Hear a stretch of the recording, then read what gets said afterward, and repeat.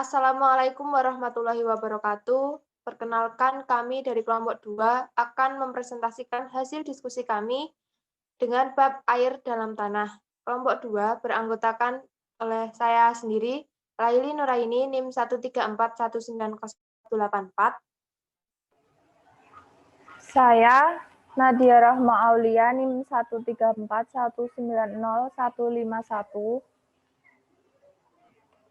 Saya Alivia Suryadamayanti, NIM 134190158. Saya Silviananda Amelia, NIM 134190181. Saya Ananda Intan Alfani, NIM 134190187.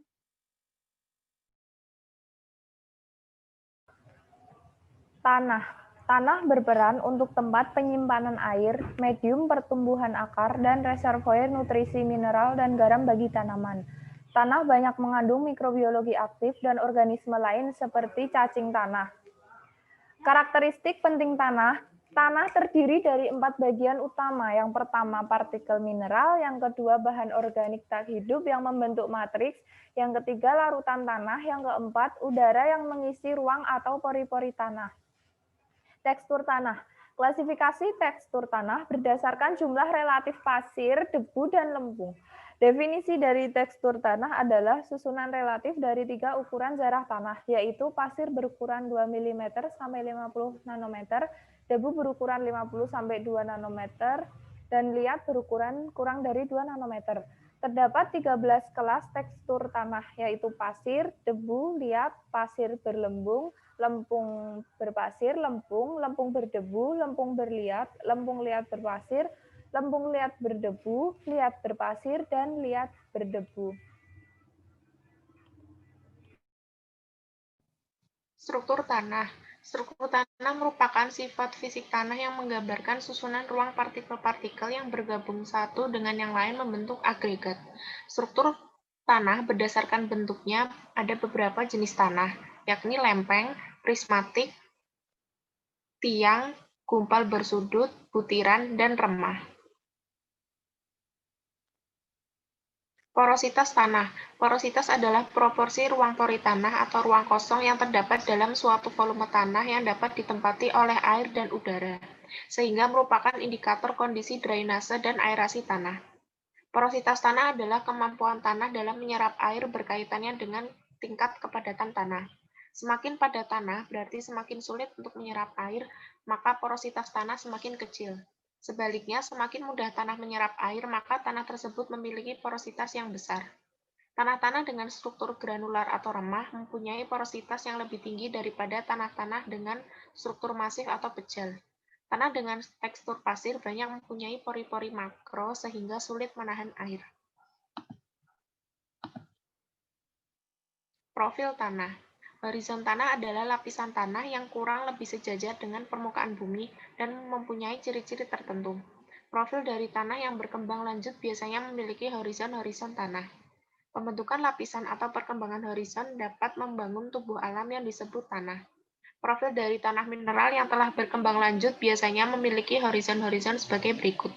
Yang pertama, lapisan tanah atas atau topsoil terdiri dari horizon O dan horizon A. Yang kedua, lapisan tanah bawah atau subsoil terdiri dari horizon E dan horizon B. Yang ketiga, solum tanah terdiri dari lapisan tanah atas dan lapisan tanah bawah. Selanjutnya adalah klasifikasi air tanah. Yang pertama adalah kapasitas lapang. Kapasitas lapang adalah keadaan tanah yang cukup lembab yang menunjukkan jumlah air terbanyak yang dapat ditahan oleh tanah terhadap gaya tarik gravitasi.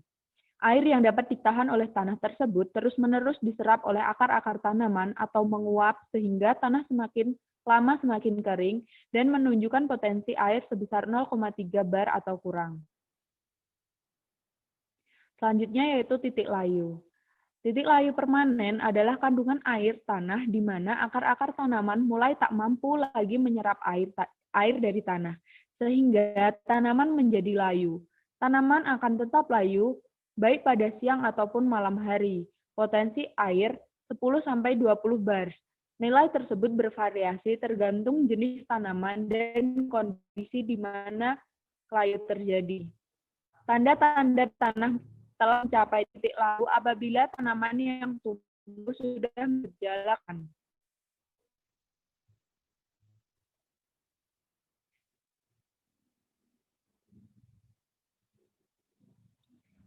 Selanjutnya yaitu titik layu, ada dua, yaitu titik layu sementara dan permanen. Keadaan permulaan layu atau layu sementara akan pulih kembali apabila mendapat tambahan air, atau tanaman akan pulih kembali pada pagi hari karena pada malam hari kebutuhan air dapat dipenuhi oleh penyerapan air oleh akar tanaman. Adapun layu permanen terjadi di mana keadaan tanaman tidak dapat dipulihkan kembali walau mendapat tambahan air kemudian akan mati. Yang terakhir yaitu air tersedia. Air tersedia adalah banyaknya air yang tersedia bagi tanaman, yaitu selisih antara kadar air pada kapasitas lapang dikurangi dengan kadar air pada titik layu permanen.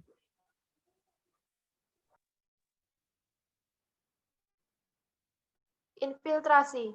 Infiltrasi merupakan peristiwa atau proses masuknya air ke dalam tanah, umumnya melalui permukaan tanah dan secara vertikal. Pada beberapa kasus, air dapat masuk melalui jalur atau rekahan tanah, atau gerakan horizontal dari samping dan lain sebagainya.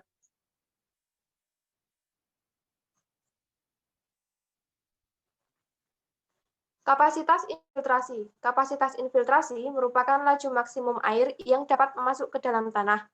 Infiltrasi merupakan interaksi kompleks antara intensitas hujan, karakteristik, dan kondisi permukaan tanah. Intensitas hujan berpengaruh terhadap kesempatan air untuk masuk ke dalam tanah. Bila intensitas hujan lebih kecil dibandingkan dengan kapasitas infiltrasi, maka semua air mempunyai kesempatan untuk masuk ke dalam tanah.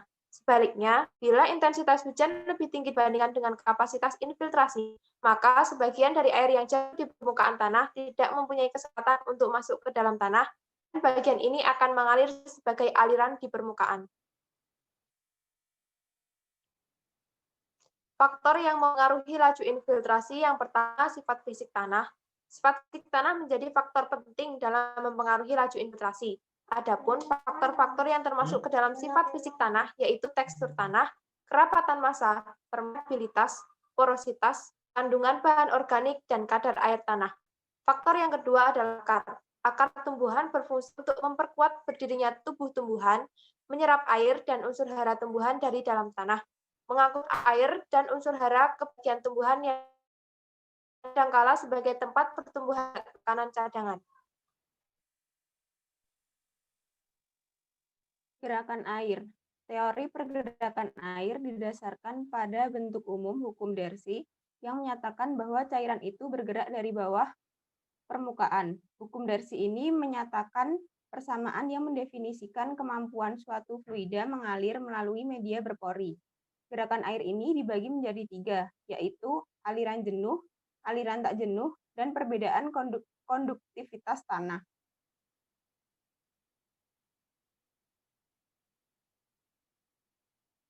Gerakan uap air. Pada kadar air tanah yang sangat rendah, tidak terjadi kontinuitas fase cair dan perpindahan air yang terjadi hanya dalam bentuk uap saja. Tidak terjadi pergerakan garam. Begitu kontinuitas cairan mulai berkembang, transfer berikutnya dipengaruhi oleh pergerakan uap dan cairan. Di alam terdapat fluktuasi musiman yang besar pada suhu tanah. Permukaan menjadi hangat di musim panas dan dingin pada musim dingin. Akibatnya, bisa terjadi pergerakan air ke atas yang signifikan di musim dingin dan pergerakan ke bawah di musim panas. Di tanah kering juga air hanya bergerak sebagai uap. Gerakan ke atas dan secara horizontal dalam tanah. Gerakan air ke atas dan secara horizontal dalam tanah dapat diukur sesuai dengan kapasitas tanaman. Setiap pergerakan air dalam tanah tersebut harus diperhitungkan dengan mempertimbangkan jumlah air yang tersedia untuk kebutuhan tanaman berakar di permukaan tanah.